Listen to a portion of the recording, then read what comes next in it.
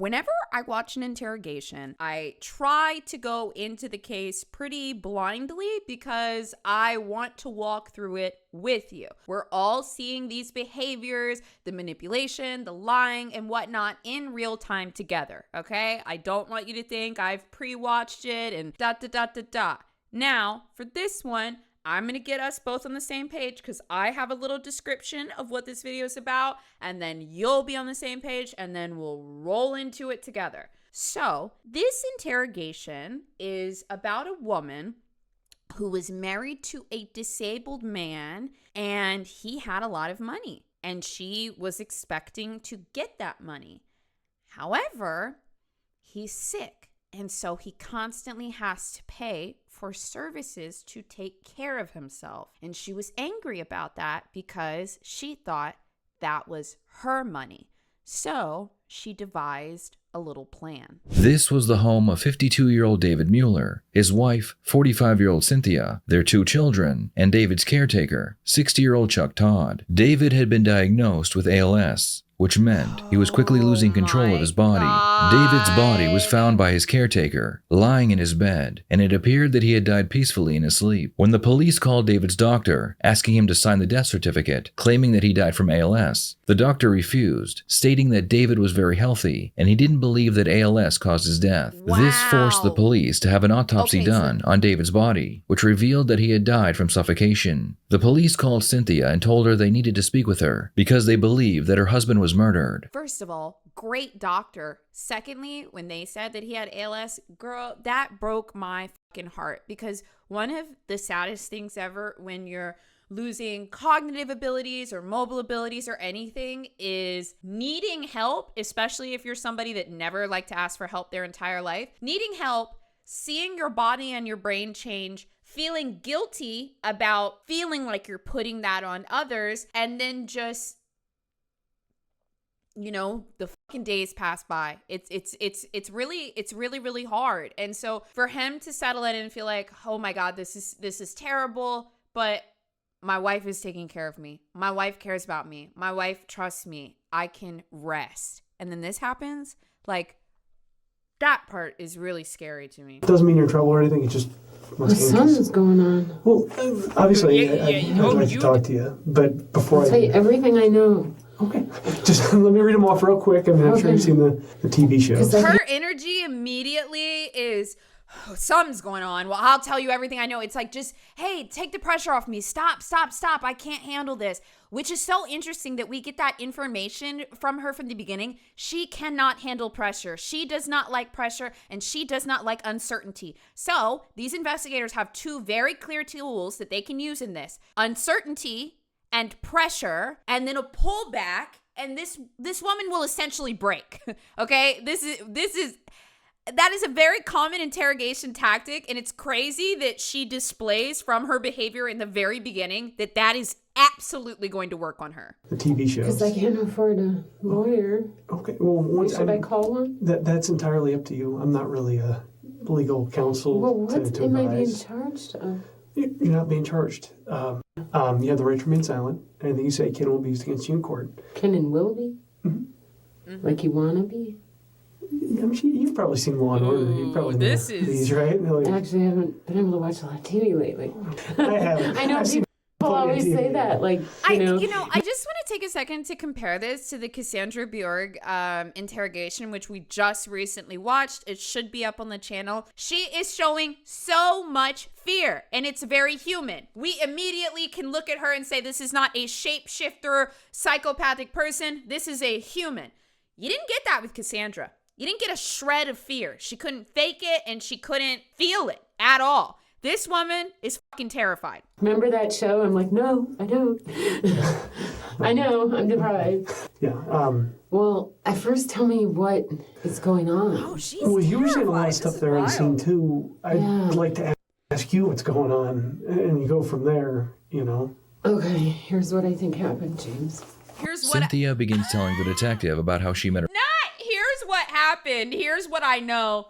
Here's what I think happened to James. She's ready to dictate the narrative on his death. She wants to control Cynthia begins telling the detective about how she met her husband's caretaker, Chuck. She claims she went to visit her father at the RV park where he lived, and there she met Chuck while she was hanging out by the pool. While we were there, they have a public pool, so this is where I met Chuck Todd, and he was a married man, and he is a Marine, and he's like my dad's age.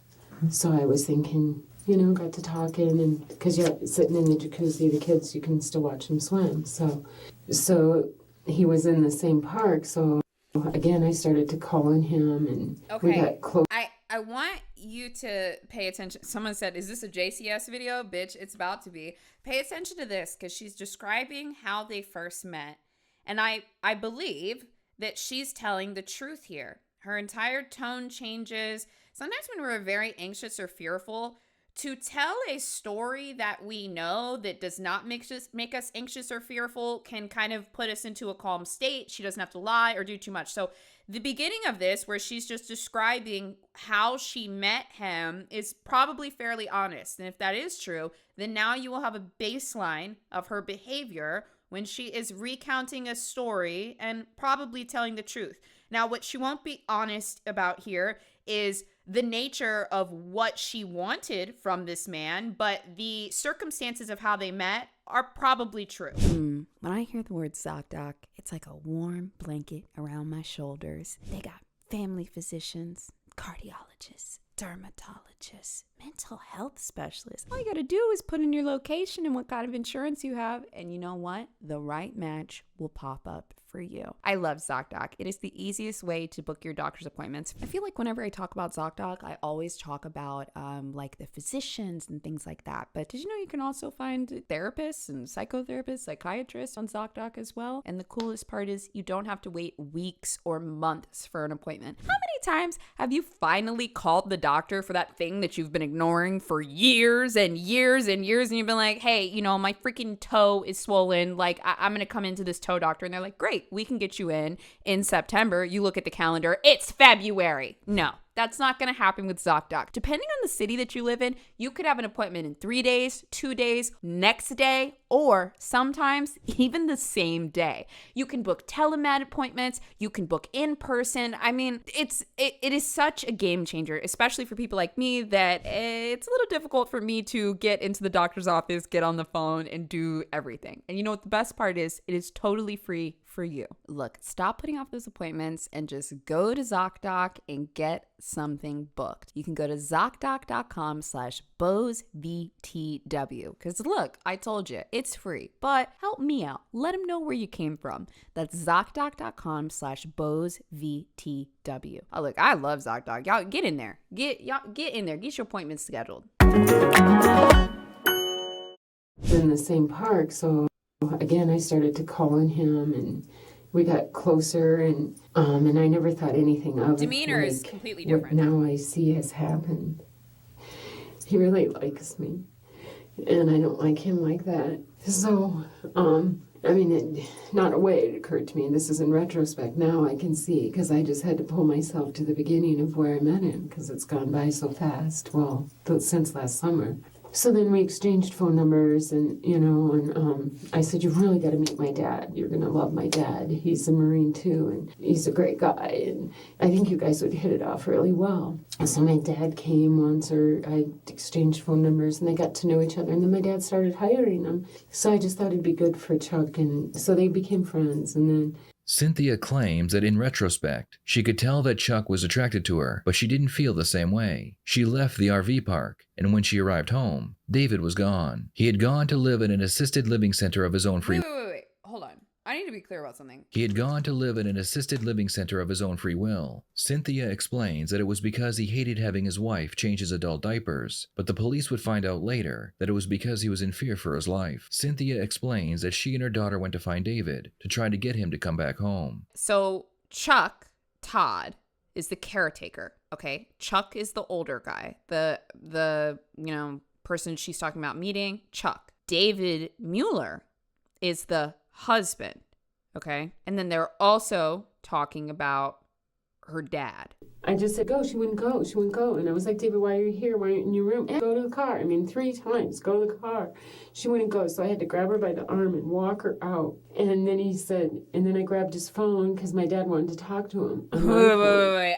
Holy shit. I know this mechanism. Never mind the confusion, the storyline confusion. Look, guys, we're just here to look at some interrogation shit. I'm about to tell you the exact method that she's using here because it is so fucking crazy to see with your own eyes. Some of you have done this before. All of you have witnessed this before, and I'm about to tell you exactly what this is, and then I'm going to play it back for you. What she's doing here is she's telling a story, and everything is fairly factual or whatever to a point.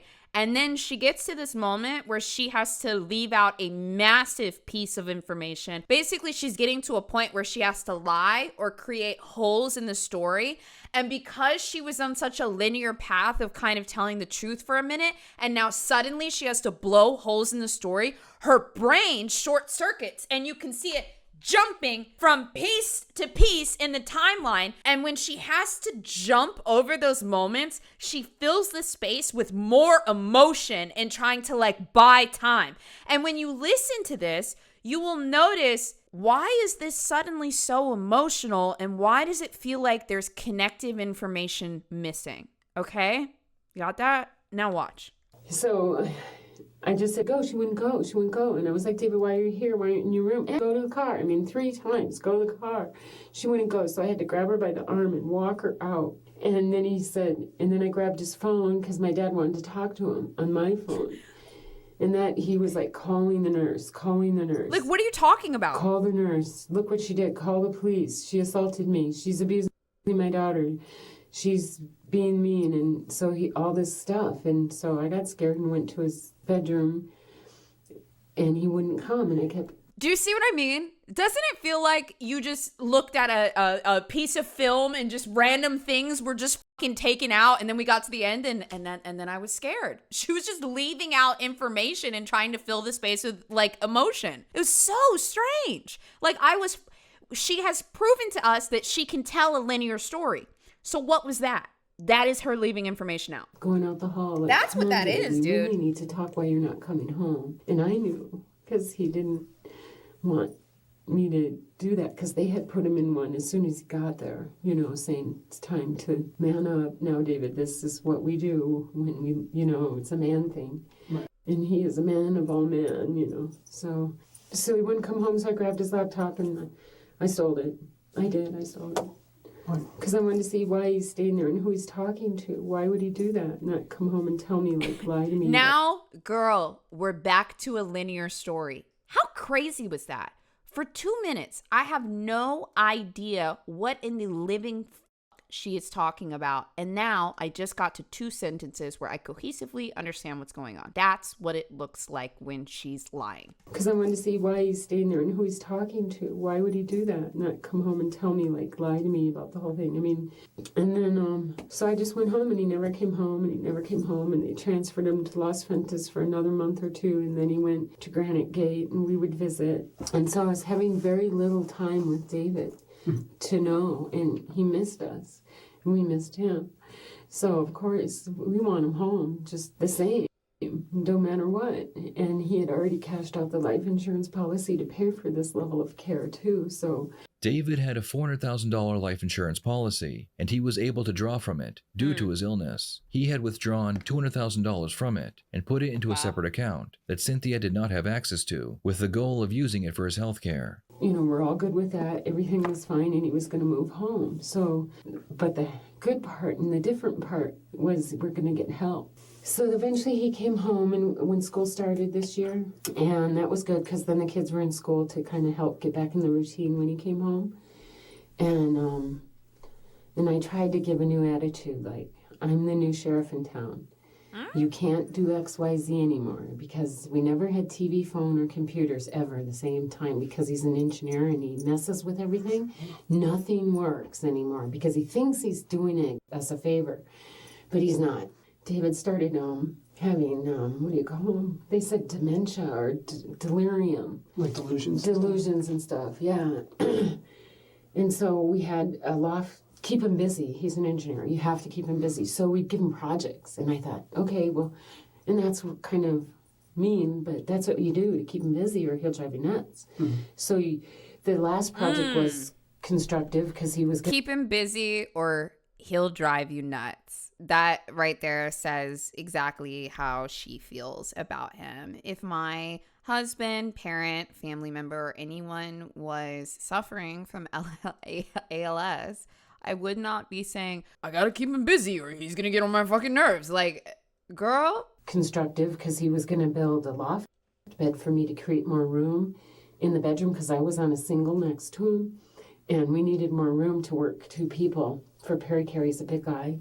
And so I thought that would help. And then running into stuff too, he started losing his motor control. So it helped with more room to turn the chair. You need a big swing for his legs. So we thought, a loft bed, that's it. So we got him in the garage and miss him so much already. And I wasn't able to grieve because this Chuck was there all the time. So I thought, even though he's antisocial, he doesn't like anyone Chuck, to the be caretaker? announced or come. And then those are the tickers that get him agitated. So you have to keep him very, you can't surprise him like with something like, you can't change the channel, you can't. Oh, she's talking about everything's routine. her So husband. he'd watch his Fox News and have everything.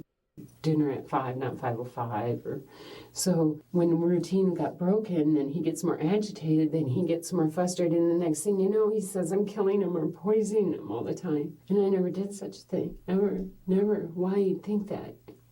I don't know. You said he's having delusions. Right. We now know that that's true. You killed him. I can't believe we've never seen this like technique or tactic, you know, in an interrogation, because this feels like something that I see all the time in like real life from people. It's crazy to see her do this shit on camera, but yeah, she's just panic yapping, talking, making shit up, and then she'll like randomly start telling the truth, and then she'll randomly drop the line that she wants the detective to hear. Like, this is so nonsensical. And I don't think it doesn't seem like she's like on anything or anything. She's just panicked. She knows what she did. David called 911 on numerous occasions, This is claiming that he believed his it's a wife was weird trying to kill interrogation. him. Cynthia would always tell the police when they arrived that her husband was suffering from dementia due to his ALS, so David's claims And there we go. That's her trying to discredit him. Like, sure, there are cognitive things that come with a lot of different diseases, but just considering we know that she did it, I think she might have been trying to discredit him as much as possible, because what she just said here was that he was telling people she's trying to poison me, she's trying to kill me. And so she uses his illness and says, oh, he doesn't know what's going on. He's sick. He doesn't know. He doesn't know. When he's saying, please help me, she is trying to kill me. You see, there were 6 times he called 911 in like 5 weeks. And I'm talking to my dad, and he said, call Chuck, you know, he'll do anything. He's like your bro. He's family now. Call Chuck. And I didn't want to, because I know he did express some feelings for me, and it did make me uncomfortable. So I really hesitated to call him because I didn't want to lead him on. Oh, wait till my husband dies like thing, you know. It'd be just you and me, old man. You know, how crazy. I mean, I think you did say I that. haven't seen that yet, but I've heard it's very, very good. Well, I'm so far behind. I mean, who knows? There have been thousands. God, I almost said millions, but I'm like, I wouldn't be surprised. There have certainly been thousands and thousands and thousands of cases where a woman has seduced a man that she would never like or never sleep with in order to kill somebody. It happens all the time. And she's in this room embarrassed probably that she seduced this man. She literally just said, I mean, what? Was I sitting here saying it's just going to be you and me? We're going to go away forever? You probably did say that to this guy. Like, why were you introducing this dude that you just met to your actual dad? Like, bro, what? Like, hold on, listen to this part. I listened to this part. I'm pretty sure she legitimately said this to the guy that she hired to kill her husband. Oh, wait till my husband dies like thing, you know. It'd be just you and me, old man. You know, how crazy. I mean, I watched Sons of Anarchy. I haven't seen that yet, but I've heard it's very, Where did very that good. come from? Well, I'm so far behind. I mean, who knows? By the time I watch it, already the end of the season, and I miss it, and it's so frustrating. But anyway, so he was the last person on earth I honestly wanted to call, because I didn't want to lead him on after he was frank with his, his wife I just don't divorced believe him, and that. I just felt like this isn't a good situation anymore. He's not a married man and all that. So that I did. I called him and I said, can you come help? David's out of control. Cynthia claimed she was at her wit's end when she decided to ask Chuck to come help her with David. In exchange, she would give him a free room in their home. Chuck's only job was to care for David at night so Cynthia could sleep. So Chuck came like just those last couple days, I guess, is when all of a sudden it's like a dial. He was more quiet at night when he did night shift. I didn't hear the banging anymore. Or I just slept so hard finally because I could sleep for more than 3-4 hours at a time. And when I went into the bedroom, I saw him that morning and he looked really peaceful. I'll never forget it. But I didn't know he had passed. So I didn't want to wake him because he's sleeping. This is something new. He doesn't sleep for very long. And then he'll yell again. We're trying to kill him, he'd say things, but he's been saying that for months. Yeah. So you couldn't take it personal. You just had to say, I'm the caregiver and he's my husband. He's not the same person. And the kids, we all learned that. That's not dad right now. That's a kind of crazy cuckoo dad. And I so... Yeah, you were trying to kill him and you feel fucking guilty about it. Man, so many people, whether they are mothers, family members, just general caregivers that unexpectedly have to give up their life for a sick child, mom, dad, like when people get so sick, they cannot take care of themselves and they need constant help and families don't have the money to pay for a fucking live-in nurse. Like, you know how expensive that is? Yeah, there are a lot of people that completely lay down their lives to take care of their loved ones that they have said they're going to take fucking care of forever. Like, you married this guy. Like, they literally say in sickness and in health, And like, people have to do this every day. Like, God, I think a lot about like, I don't know. Sometimes I see videos and stuff like that on TikTok of like moms that have like kids that there's a lot going on and they say like, I never expected my life to be like this. And oh my God, I feel so fucking bad, but they get up and they fucking do it every day, forever.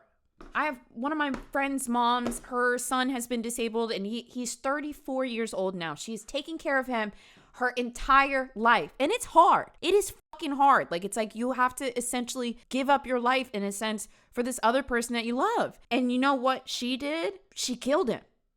She didn't want to be a caretaker. She wanted her husband's money, but she didn't want to take care of him in sickness and in health. And that face that she's making right here is because she feels fucking guilty. Then why would they have done that? He's a dying man anyway. Why would they have done that? I wanted to know. There's your logic right there. Why would they have done that? He's a dying man anyway. I wanted to know he died in peace. That all of those lines right there are all connected to a thought in her head that she is not saying. That's why those lines seem so nonsensical, because she is thinking something that she is not saying, but every single one of those lines that she just said refute whatever she's thinking, and we're not. That's why there's such strange little lines, right? That's everything she was thinking. She was like, I wanted him to go in peace because I didn't want to feel bad about what I did. What else did she just say? Why would they have done that? Why would I have done that? He was dying anyway. She just said all of her little reasons out fucking loud, but tried to repackage them. This is the most confusing but straightforward interrogation I've ever seen. And then the next day he died. So can you believe that? No one thought he was ready to die but me.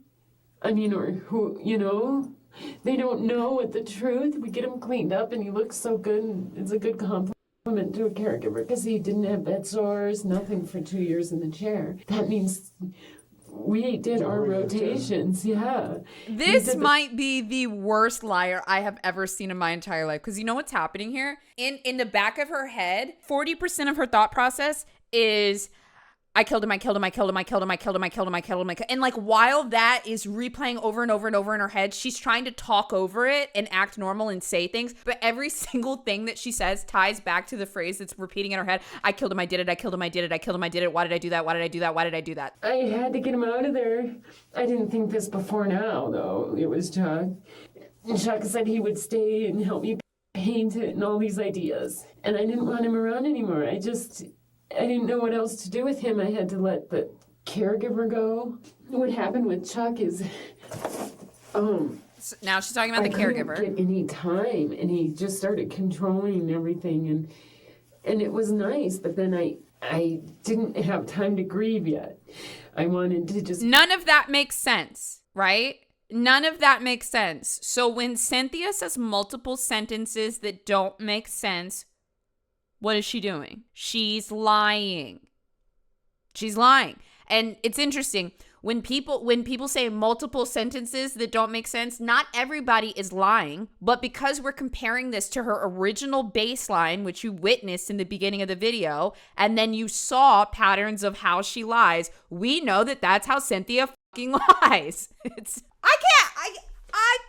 I can't believe we are seeing this. Also, guys, finally, I'm going to tell people to subscribe to my channel. Listen, if you are interested in seeing manipulation tactics, narcissistic behaviors, anything in real time, we do that here on this channel through a lens of true crime. Because look at what you're fucking seeing. This is crazy. It's all right there. It's all on camera. It's all in 4K. Well, actually, nothing in this channel is in 4K, but you should still subscribe, and I'll see you next week. Didn't have time to grieve yet.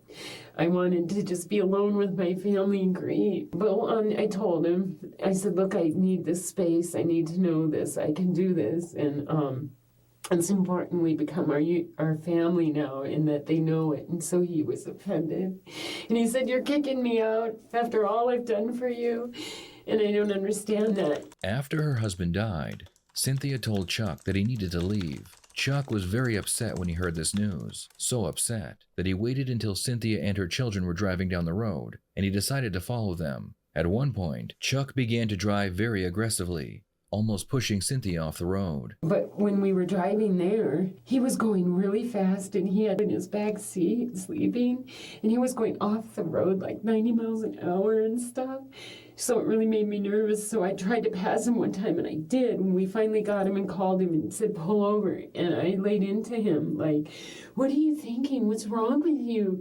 Why would you drive so fast? And I think once he realized, he said first when I told him I'm kicking him out. Well, now he says, well, you're just dumping me. There was no we. See, he got more upset and upset.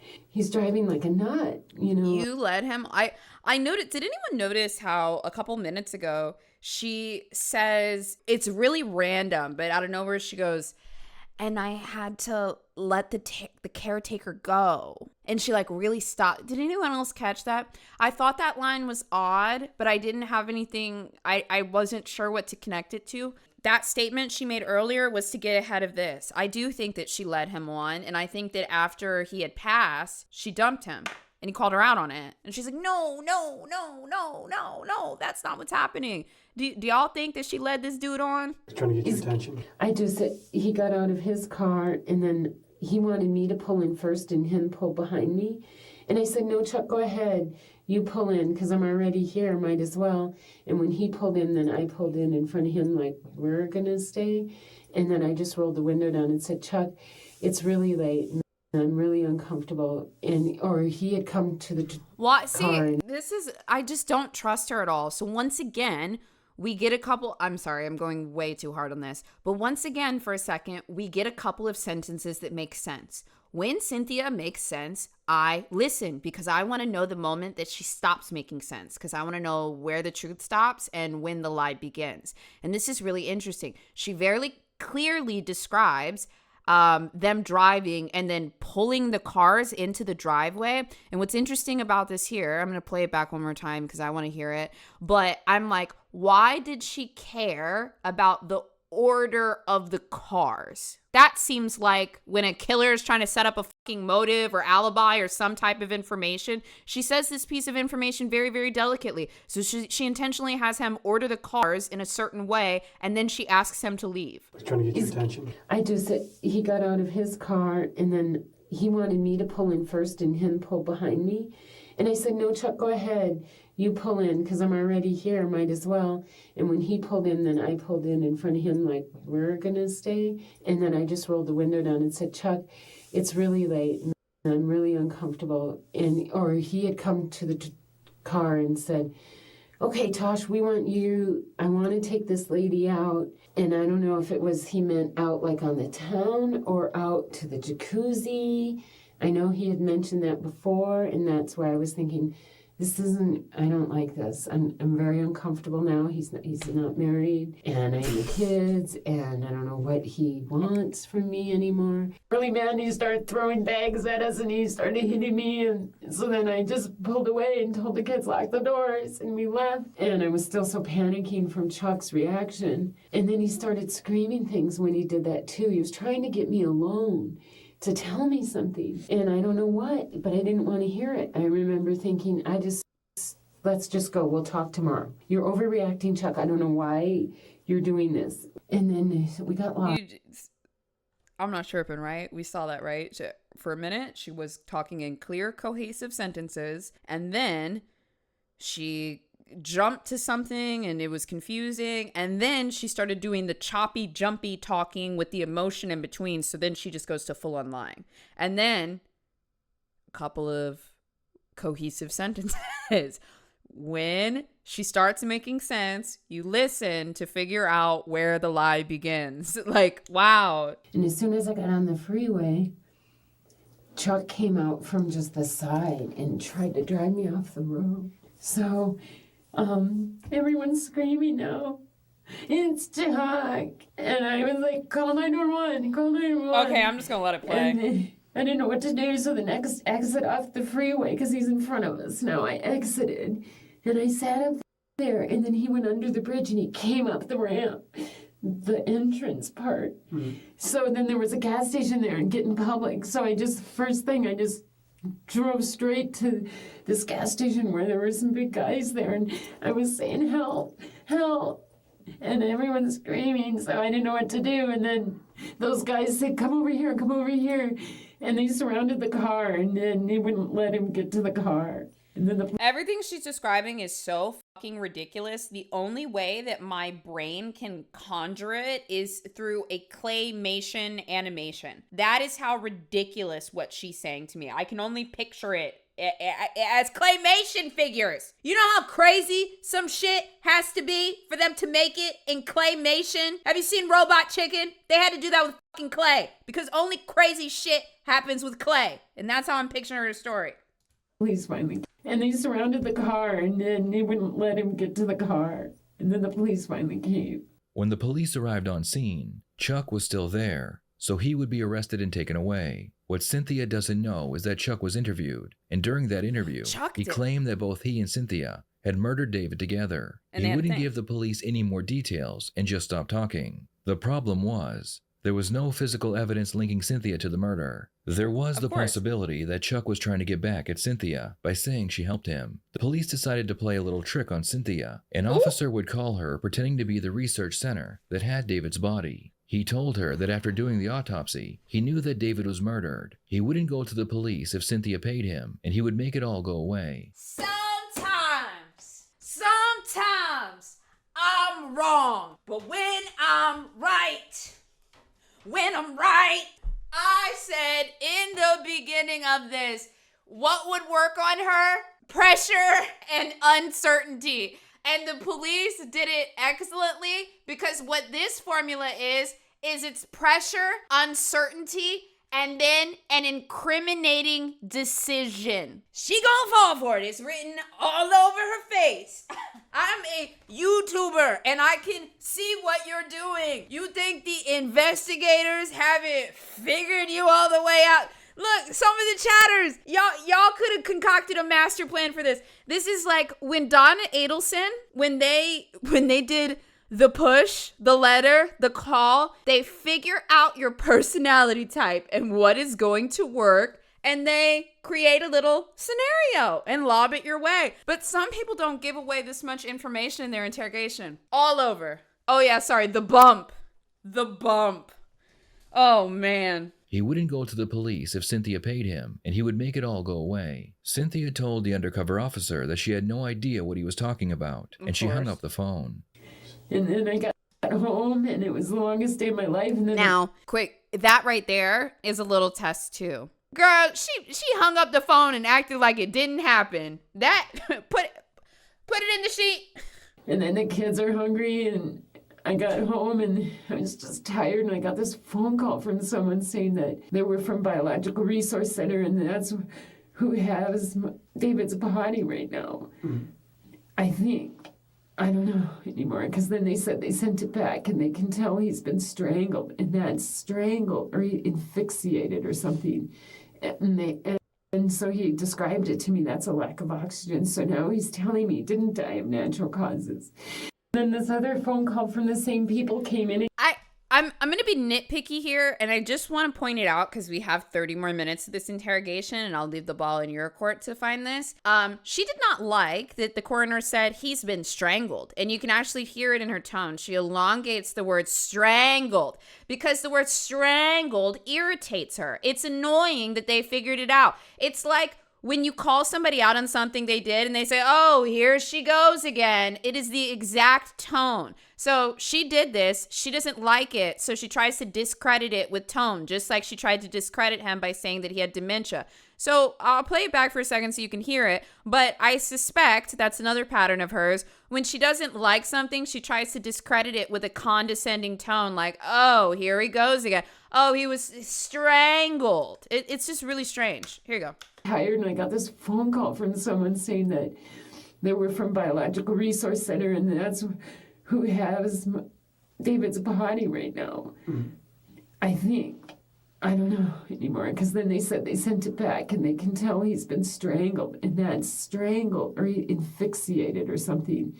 And so he described it to me. That's a lack of oxygen. So now he's telling me he didn't die of natural causes.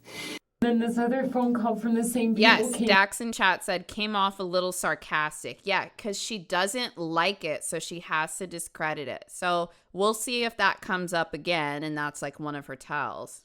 And again, it's a Biological Resource Center, and the guy said, you can make all this go away. You just, and I'm like. Yeah, and air quotes. Yes, Bregan. What do you mean? How does it go away? It has to be proper. How are you handling his body? And I'm getting upset and getting what the heck's going on. And then he asked for money. So I don't know what's going on. What did he ask for? He said, it'll all go away. And you know, for what for? And I said, no, I don't know what for. And he said, just money. We just want money. So. Also, intense amount of eye contact that she's making with him here as she started to tell this story about the coroner calling her. Somebody else could cross-check this. I don't believe that she's made this much eye contact throughout. A lot of times when people make this level of eye contact, we like to call it Jennifer Pan eye contact. It's, do you believe me? I need to look at you and study your face to see if you believe me, because that tells me how much more I should or should not say, because I don't know if you believe me or not. That's usually what they do. He said, I'm hanging up now, and hung up. And then bam, bam, you were on the door. What's going on? You tell me. This is. We were contacted by a homicide investigator down there in Phoenix who was contacted by that Biological Services, and they did see evidence consistent with an asphyxiation. Asphyxiation, it's called. Yeah, like a lack of oxygen being a cause for death. It appears to be an unnatural death. An unnatural death. So he was asphyxiated. He was strangled. Not strangled. What? They said there wasn't. Why so much emphasis on Appears to strangled? be asphyxiation, like smothered. So that's why, obviously, I wanted to talk to you and see what's going on. What the hell? wouldn't suspect but anything but Chuck now if I had to say anything, because I didn't know he would go. Well, what's the story? I mean, with Chuck, I know you kind of went over everything. Right. I think he just is so thinking he would have done us a favor, like if he did that. Did you make him think that he was doing you a favor if he did it for you? Dude, the fraudulent slips, my guy, my girl, my dude. You see what I mean about the whole thing is, I did it. She's talking through that filter. I think this one is going up there. This might actually be the worst liar that we have seen yet. I have never clocked anybody's shit this hard in the beginning of a video. I think she's it. So thinking he would have done us a favor, like if he did that. He never told me. Obviously, he couldn't have told me. I would have called the police, And we were fine. We just needed help. So Jelly said her heart is beating so fast right now. True. In my house that would have done it. Am I on video? We have video in all the rooms. So I had asked him, kind of jokingly too, kind of like, are you giving him extra meds or something, or what's... I don't know what happened. You will find out if it is. Yeah, absolutely. Really, we're crying more that with the cameras confirmed. I'll find out who did that. So you think who did suffocated? Who did that? Who did it? Did you find them yet? It wasn't me. This is literally her energy. Who did it? I liked it. He just died peacefully. Of course. Please. Now you're saying he didn't?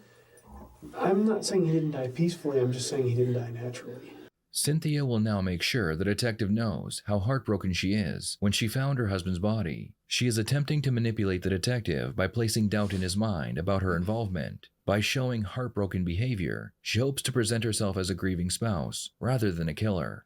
When I went in there before we watch this part, I suspect that there are going to be elements of her grief and sadness that are real. At one point, their relationship was real. She did love him. And also, well, I can't even say she loved him till the end because she fucking murdered him. However, a lot of this, it seems like she felt she didn't want to take care of him.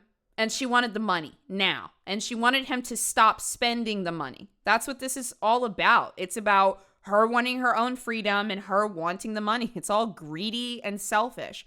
But I suspect that as she recounts this, there are going to be elements of grief that are very real when she sees her husband's body. Because it's a reminder of who she is, a killer, that she couldn't take it. She couldn't be a good caregiver to her husband when he only had a couple of years to live. And it's also a reflection of the end of a chapter of her life that she spent many, many years in. So there's going to be parts of it that are real, and she's going to try to play off of it. But do you trust that you know her patterns now? Because we've kind of seen it throughout. I trust that you'll know when she's telling the truth and when she's making shit up. So let's see. When I went in there that day, I remember yelling at him, why didn't you try to resuscitate him? And I tried resuscitation, and they pulled me off him. They said it was too late, but they didn't even try. I mean, that's why I was mad, because they didn't even try. How do they know when they walk in how long he's been dead? 5 minutes, 2 minutes? I know it's not what he wants, but it's not normal to not try. So I was angry at him for a long time and tried to fire everyone and make everyone leave and no one would. And then here I am and I don't understand what's going on. Why? Someone would... Well, I don't understand what's going on. Why? Look, I killed him and then I fired all of you so that everyone could just go away and I could just have the money and everyone leave me alone and don't look at what I did. Why did everyone look? Why are you guys looking at what I've done? I can't believe you guys are looking at what I've done. Please, I can't handle this. I can't handle how bad of a person I am. Please, why is everybody here? Just stop. Just let me have my money and let me be by myself and then everything will be fine. Okay? That's the world she wants to live in. He didn't do anything but fight. I don't know. I don't think anyone did. I like to think he just died in his peace and his sleep that night. Dude, Jesus. He was raking leaves with me the week before in the driveway. He came out to help. And he said he wanted to, and he was going to hold the broom, and he was in a good mood or a good thing. That then, memory makes her you feel know, guilty. He came and went, so it was nice, and it was awesome, and the tree leaves were there, and we were raking a big pile of them, and Dale played. And By recalling That she liked that memory. That memory makes her sad. I don't like that. I really think so. I think that memory makes her very sad. happy memories, Cynthia is trying to show that she loved her husband, they had a relationship, and she is not a monster. Her goal is to soften how the detective perceives her. It wasn't like I thought. I romanticized him dying in my arms almost. Like it would be more, say the things you need to say. Little angel of I death, don't like huh? that at all. I'm not I a didn't bad have a guy. chance to say anything. This is for your own 'Cause it was tough, and I good. regret saying some of the things I did now. I wanted more time with him. Wow, you're saying someone suffocated him, strangled him. Well, once again, they didn't say strangled. They said suffocated. I guess that's there's different? specific things they notice. Well, why would they call me and ask me for money? Because he said That's new to me. I'm in a position, he said, to either send the body back to the first I place. wish he said, why didn't you report that? I just wish he did. I forgot what it was called, that place they go. Did he go there? Because he The said no, morgue? the body never went there. It came to me. And he took identity that he has the body. He has my husband's body. And if I give him enough money or something, this will all go away. See, that's new to me. Do they know we don't have money? Where they think we cash the life obviously- insurance to pay for care? The How or where do they think I have money? Everyone thinks the widow's going to have all this money. What's your interpretation of that line? She said, everyone thinks that the widow is going to have all this money. Really? Yeah, everyone is her. It's her own disappointment. She thought that as the widow, she would have all this money. Yes, her resentment coming, boom. Like you said, human behaviors you can see with your own eyeballs. I'm not gonna, therapy preach and jargon and XYZ. You can, there you go. It's right there. Do they not know what medical bills caused? in this day and age. Yeah, 4 years of this. I can't. We have no money. Why would they think I even have that kind of money to pay off anybody for anything? I don't know. When a killer voluntarily brings up life insurance and insists they didn't get any of the money, that is a major behavioral tell. This means they were thinking They're about mad motive about it. before the detectives mention it. In Cynthia's case, her husband did take money out of the life insurance, but there was still $200,000 left. Cynthia knew the longer he was alive, the less money would be left for her. Yeah, and then I should tell you this other thing that happened that summer too. What So this Lou. what leading information do you want to drop in that's probably not true, ma'am? What would you like to add? Tell you this other thing that happened that summer too. So this Lou got David convinced I was having affairs because I would pull up christianmingle.com. And this was just a period between husband and wife where he kept saying, well, Cindy, you're just going to marry some rich man and you'll be fine. And I said, no, I'm not going to be fine because I'm not remarried. And let me just show you what's out there. And it was between us. Like, and we were laughing at this one guy's profile. We didn't pay money, so it's not like we can talk to him Right. and talk back. I mean, it's just like a smiley icon and things from what I learned. But I went to Christian Mingle, A, I'm Christian, and B, they have a prayer group. And I can go in there and talk to other women that have lost husbands. Girl, And shut the their fuck children up. and stuff. Girl, I'm not even gonna break that one down. Shut up. You was about to kill your husband while he's on his deathbed and you're on Christian Mingle because you're a good girl. All right. And so I talked to a few people then. I paid one site for a prayer, I know, and then that's what triggered all this. I think a lot of those sites hitting my website then. So David knows it's not true. I mean, we have an unequivocal marriage. That's just so, that's the last thing we do. I mean, why?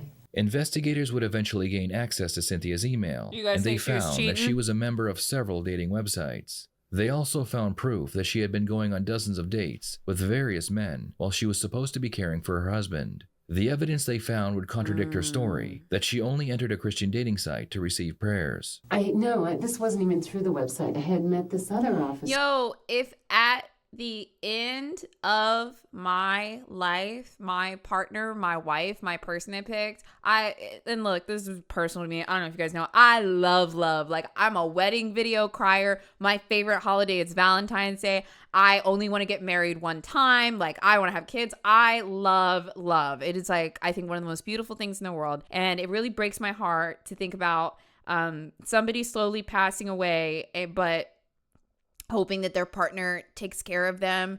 And instead, in my final days, my wife is going out and seeing other men looking for my replacement, like, while offloading me to some guy that she's leading on in the house. And, oh, that's right, trying to kill me because he knew. Like, I don't know, just think about living your, living 40 or 50 years of a hard fucking life on this earth, and that is how things end.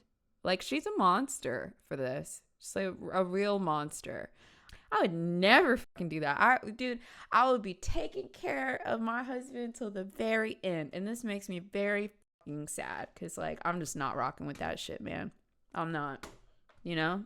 And you know, when he passes, girl, take a year, 2 years, 3 years, you know, chill for a second, then maybe get back out there. But, like, this is fucked up. And you talk about some Christianity. I had met this other officer at a park once, and I'll never forget it because he said he was a retired policeman. So I was like, cool, and that's cool.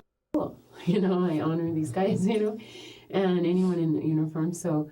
And I got to talking to him, and he seemed really nice because he was volunteering to take these 2 boys to the park. And I thought, what a beautiful thing. Yeah. He's a neat guy, you know, and I don't know, I let my mind go, like, you know, someday maybe, you know. Yeah. And so he said, do you want to be friends with benefits? I had no idea what that meant. Okay, so I'm picturing, because we had talked about another thing that she does is feigning innocence. I don't know what asphyxiation is. I don't know what the morgue is. I don't know what friends with benefits are. I'm just a little Christian baby. Bitch, you know what the morgue is. Facebook. So I was thinking it was one of those icons, special thing that benefit. Yeah, like an icon you push. So he was really good looking too. So I have to put that in there. But anyway, so when my kid's in tow going to leave, typical, I couldn't find my phone. So, and I'm thinking he was smart in retrospect. So I gave him my phone number to call it, and sure enough. I noticed something else changing here. Chat, do you guys notice anything changing here? I always love to cross over chat. Actually, you guys in the YouTube comments, you can, if you notice something and you think it's prevalent, feel free to throw it down there with a time code. The emotion is changing. It's the first time I've seen her, like, excited. Like, when she's talking about this guy, it's a fond memory. It's like he gave her a little dopamine hit. She can't even while she's talking about her husband's murder and knows that she's on camera right now, this guy just excites her so much that she can't even hide this emotion that she's feeling about him. Yeah, she likes this guy. I'll go back like 20 seconds just so you can see it a little bit more. But when she talks about this guy, it's like giddy. It's kind of flirty. He was really good looking too.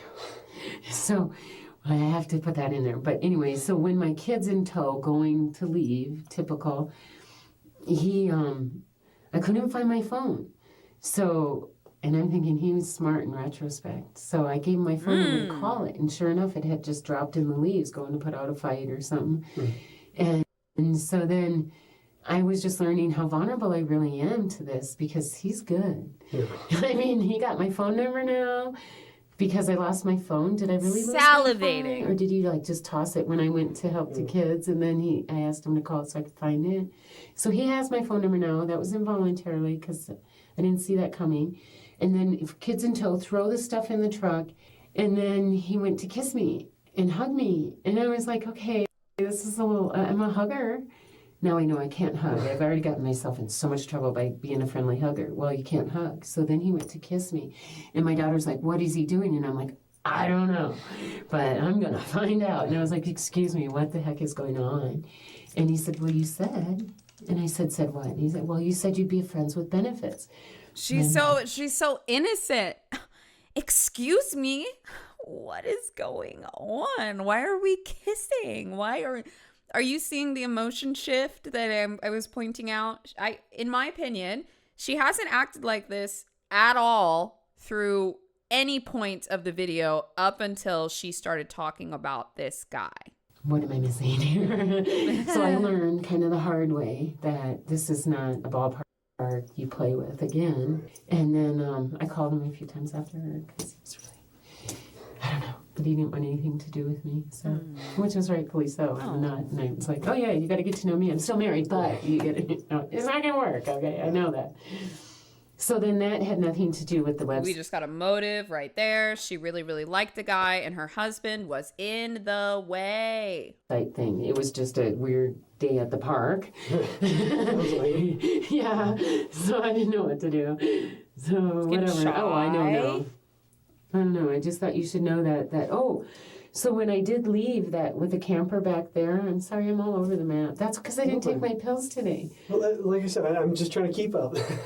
Silence is very hard for guilty people. Non-stop talking often signals extreme internal stress. Ironically, talking too much can cause contradictions, so a detective will usually let the suspect continue talking as much as they want. Absolutely. The detective lets Cynthia ramble on for another 20 minutes before he asks her about Chuck.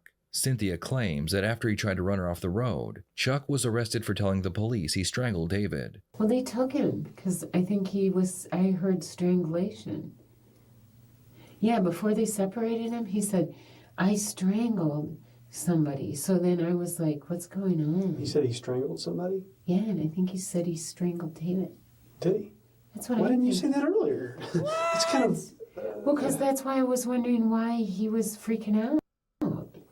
Like, he had to talk to me, remember? And I said I didn't want to. You're fucking looking down to see what he's writing.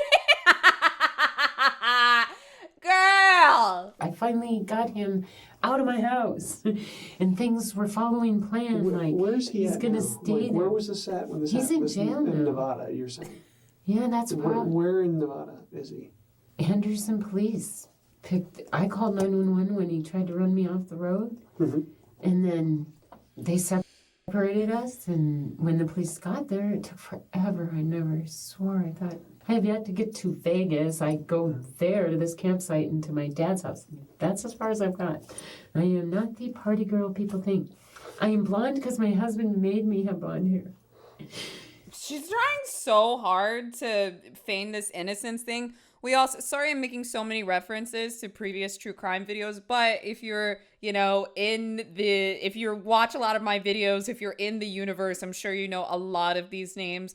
But this is much like Sarah Boone, who Sarah Boone horrifically locked her boyfriend inside of a suitcase until he died. She got drunk and went upstairs. When she talked to the police, what did she do? She said, oh, we were playing hide and seek. Oh, I just had a glass of wine. Oh, we were finger painting. This is like another thing these people do. They feign this infantilization. Like they're so sweet. They're so innocent. I'm Christian. I don't know. We were fucking painting. I don't even know what she just said, but you know what I mean? Like I'm so sweet. I'm so innocent. But what's strange is they will pick the most childlike things. Like they will not pick something innocent that a 30-year-old or 40-year-old woman would actually do, because they are not an innocent 30 or 40-year-old woman. They have to go back to behaviors from when they were 6 to when they were actually innocent, because they don't know anything else. So that's where you get that incongruency of like, she's like, oh, I'm not a party girl. I don't even like being blonde. My husband, who is now deceased, made me do this, throwing the victim under the bus. That's why that night he said he just really needed me alone and wanted to take me out. And I didn't know if that meant to the jacuzzi where I met him, just sitting side by side and watching kids play in the pool. I mean, it was innocent enough, but I think a lot has gone on that he thinks he's a hero now to me because he came and helped.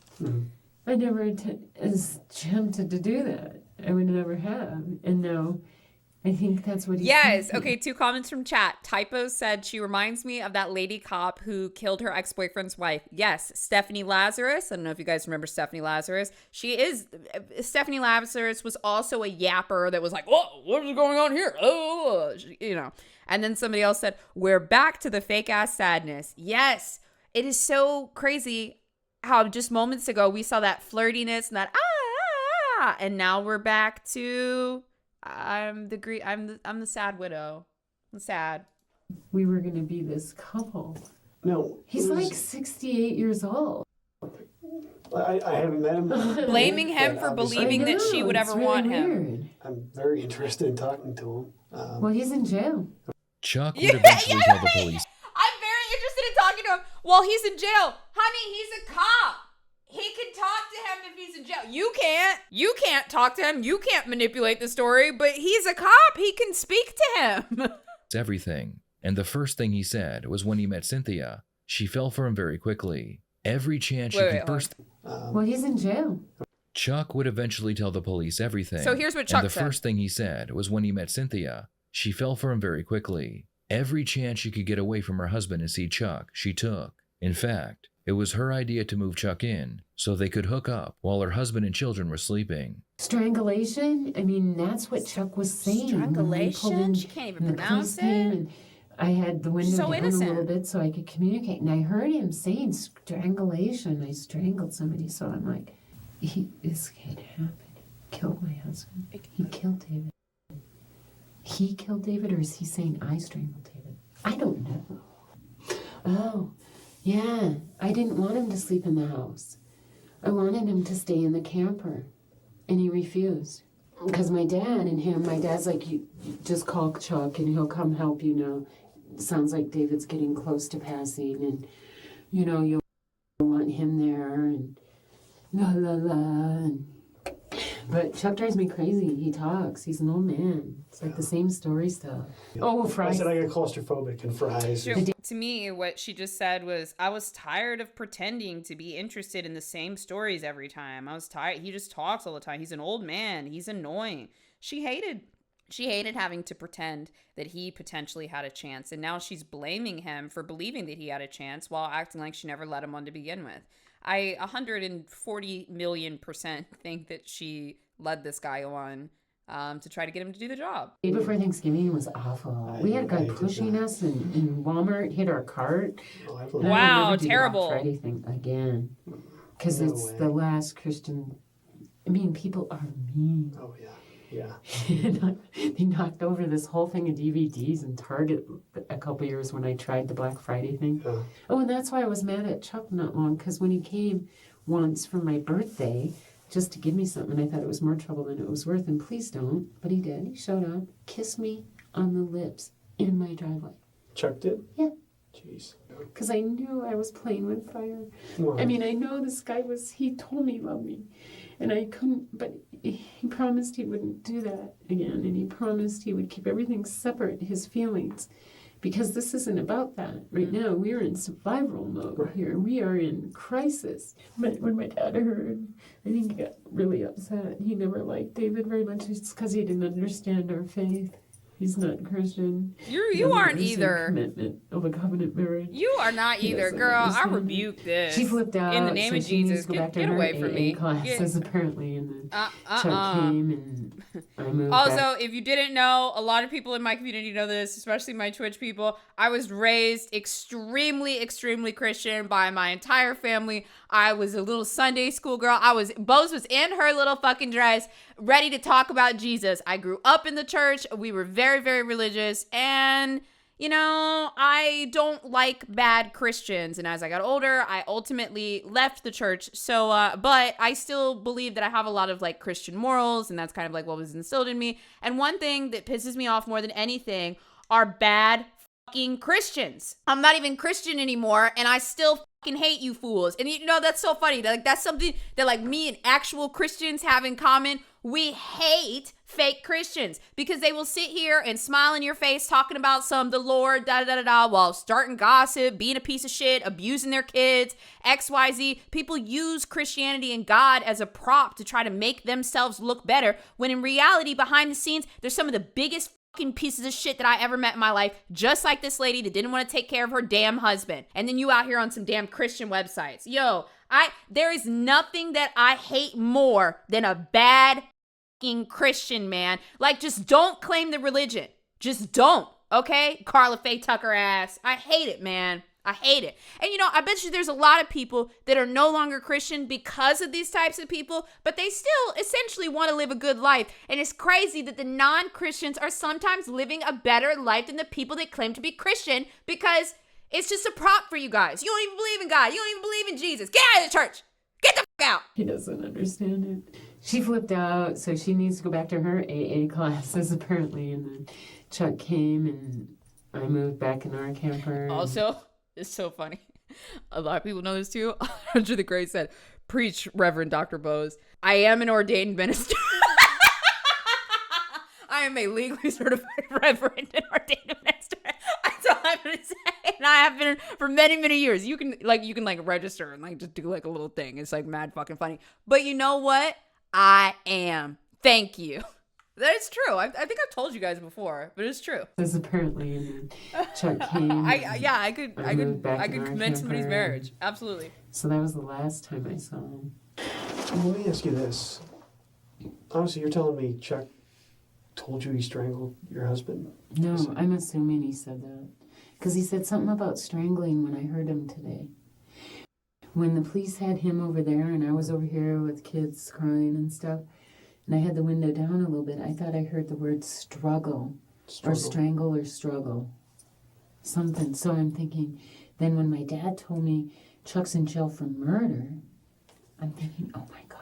She's like, what? He murdered my husband. I mean, No, she's thinking, oh my God, they picked him up and they think he murdered my husband. I'm going to get away with it. I did it. God, dude. It's like the fucking Babadook is standing behind her through this entire interrogation. It's like, you did it. Just trying to get this. I mean, why do you think he would Chuck do that? did it? Because he loves me. He told me. Okay. She's didn't, like, then I this would is the force motive I him. set up. Don't you So he believe did for it? nothing. Why would he have done that? Chuck told the police that Cynthia had brought up the idea of killing her husband while they were hanging out in the garage drinking wine. Cynthia had realized that David was blowing through all the money, and she wanted to know the best way to kill him. Chuck mentions wrapping a plastic bag around his head, and that's when they began to plan the murder. Cynthia told him they could finally be together and reap the rewards of David's house and his money if he helped her do it. The following night, they both entered David's room while he was sleeping. Cynthia pulled out a trash bag, and Chuck grabbed a pillow, and together, they took David's life. Because he said that too, you owe me. And I didn't know what he meant. What do I owe him? He bought the kids a ping pong table. It was $150. I didn't want him to. And then I agreed, okay, if you set it up. And so that's all they did Thanksgiving, him and my dad, is set up the ping pong table. She's so annoying. It never occurred to me that I need someone would do to. that. Or that he did it or he didn't. I don't know yet. Can anybody check and see if there's a video of her sentencing or something online? There probably isn't, because this looks like an older one, but please, God. I couldn't tell him that because I think he's thinking this whole time that he's falling in love with me, I'm falling in love with him, it's going to work out, we're just going to be this new couple, he loves the kids. He always says how much... All right, I'm going to tell you guys you guys want to know some fucked up shit right now this interrogator could do? I'm going into manipulation land. Don't try this at home. Don't do this on people that you love. Don't do this to anybody that you know. But I will tell you one thing that he could do right now. So have you noticed that her demeanor has started to change in the past 5 minutes? There's a sense of confidence. The tone is a little bit different. It's a little bit softer. Have you noticed that at all? I was trying to figure out what has happened, right? And you can actually kind of see it in this frame right here. I know you can only see the side of his face, but the detective started to put on this facial expression of I believe you, or I'm listening, I'm hearing you. He has consistently made some type of facial expression that she's analyzing or put some type of energy in the room that makes her think that she's being believed. So she's just still saying shit, but she's less panicked, right? What he could do here to test her is to make one facial expression or ask one question or do one thing to knock her off this rhythm that she's on and make her think for a moment that he doesn't believe her, because what will she do then? She'll panic. She'll just completely change everything. And then he could change his demeanor back. And he's like monitoring her baseline. Like this, I have never seen anybody show all of their emotions so fucking clearly, like through every word they say. Most people don't do this. Like they just don't do this, right? So he can do a lot of different things right now to move her any direction that he wants because she's just so fucking nervous. Like, Says he's a teacher. or bring the bad cop. Someone said bring the bad cop in. Well, obviously, I'm going to be talking to Chuck here pretty shortly. Is there anything you think he's going to tell me that you haven't already told me? Ooh, that's a good question. No. I mean, everyone talked about how easy it would be not easy to kill him, but to, Well, no, but I mean, what might Chuck say you said to him or something like that, just so I'm not blindsided by anything? that I would have married him or something, and I never said that. I I'm can't, I'm trying to picture what he, because I was thinking about it too, like. I'm trying to picture what he does has on think me. I owe him for. Right. Like he did me a favor, Yes. killing my husband. Yes. I owe him. Yes, you just said it out And loud. that's what's going through my head. Like I said, Yes. I don't know your I don't know Chuck's either. dynamic. This is I don't- hitting No, me literally. like- okay, I know he got really upset when I told him. He said right away, "You're kicking me out after all I've done." And I was like, He also just did what I said that he could do. He literally made it seem like he wasn't sure if he believed her or not and said something else is coming. And then she starts panicking and talking again. Here we go. changed diapers maybe 2-3 times. I mean, he didn't even do real pericare. He just did more restraining, and then there wasn't much of that at the end anyway. Chuck, in his own mind, saw you suffering. I mean, I think anyone from a third-party perspective could see your situation. You were suffering a lot. It was every day, all day. It was a struggle to get by. I think. You know, kill No. someone. What I'm saying is, I'm sure that's what was going on in his mind. That makes sense. Is he to me. that crazy? It makes sense in a way. Girl. If he was coming from third party, maybe viewed himself as kind of a white Okay. knight to come help you in a situation. I imagine you probably were joking or something and made an off-color comment. You already said you guys were joking about it in the He's house. giving her No, an not escape to route. kill anyone. Well, something where, oh, he's still alive, stuff like that. But my point is... No, I is never people don't allowed get- anyone to talk like that, but the kids started to say mean things too. Well, I mean, you even said yourself. I mean, you guys would say it, but it makes Not sense. say killing or anything. Well, say he's still alive and things like that. Oh, yeah. I can't tell you. I just know I went to bed that night, and I actually complained that day because the night before I was like, "Why couldn't you stop him from banging?" I did say that. Like, you're here for something. Why was I still up almost all night from the banging? And so he probably took it upon himself. Did you She talk couldn't even to say that with- Chuck at all, or did you just- She could not even say that with the full decibel of her voice. Holy shit, dude. I'm tired of her too, Gummy. It's almost over. to bed. I probably had a cigarette with him in the garage. That was kind of the meeting spot area. Okay, and then what'd you guys talk about in the garage? They had a secret meeting spot. Sounds like an affair to me. Who knows? Everything. He always talked about stuff. I mean, what kind of stuff? Christmas, Dad coming for things. Innocent things. Did you guys talk about David when you were out there? I think so. I don't know. I wouldn't remember from night to night. No, he's made several passes at me. In the garage, he did this the other night. And that's why I didn't want he goes, "Trust me." And then he put his hand further up my leg and said, "Trust me." And I said, "Knock it off." Was that the night? That Thursday night when he It did could that? have been. It was real. What was he saying? was- Trust me about? Do you know? I don't know. His hand on my Yeah. leg. I don't know. Why would you do that? He was trying to flirt or I'm something? sure. He was making a pass. Making Right, physical so I just contact. said, knock it off. Earlier in this interrogation, Cynthia makes it very clear that she loves a man in a uniform. Now, she touches the detective's upper thigh, not once, but twice, I making didn't even think about that. We got a little flirt on our hands. sure to look directly into his eyes as a last Wow. resort. She believes if she can get the detective to fall for her, he may just ignore that she may be the killer. And But with once that, again, when I talk- do believe that she tried to seduce that 68-year-old man. to Chuck, he's not Yeah, it's not very guys had an Christian of actual her, is it? relationship or anything, nothing physical at least, or anything like that. No, he tried when the jacuzzi. I know. I ran my hand across his once Oh, Okay, I mean, and curious. yeah, And okay. Okay. I regret Okay. it. okay. She complaining about him And touching her there's thigh, and nothing- she's like, I touched his dick once. Girl. Okay, but I mean, you guys never had sex To or work anything with, like no. that. Okay.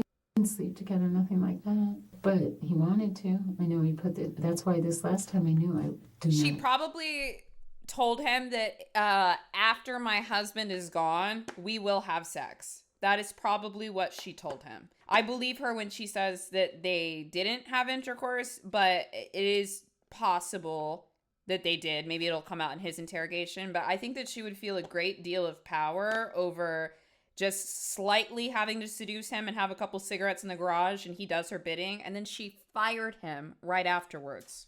Go to the jacuzzi with him. Do not. Just don't do it. Just go to a hotel. What could be so hard? Serious.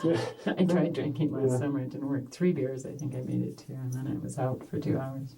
Probably a In the raging end, alcoholic. Chuck agreed to testify against Cynthia in exchange for a plea deal. Good. Chuck told the story of how he met Cynthia, began having an affair with her, and then moved in with her and her husband. He explained how Cynthia offered him herself, her home, and her money if he would help her kill her husband. Chuck would be sentenced to 16 years in prison for his part in the crime.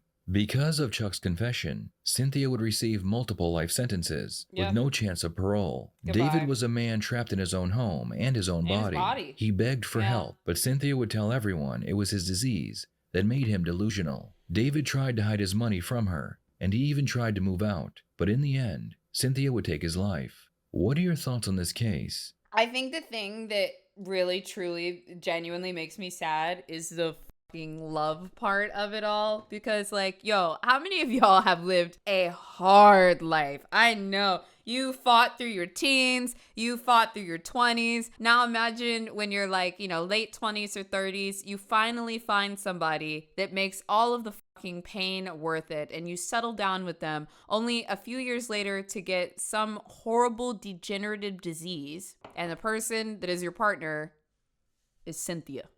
And that's what it was all for. God, I hate that so bad. That is my worst nightmare. Fighting through this fucking life to end up with somebody like that. That's a true horror story.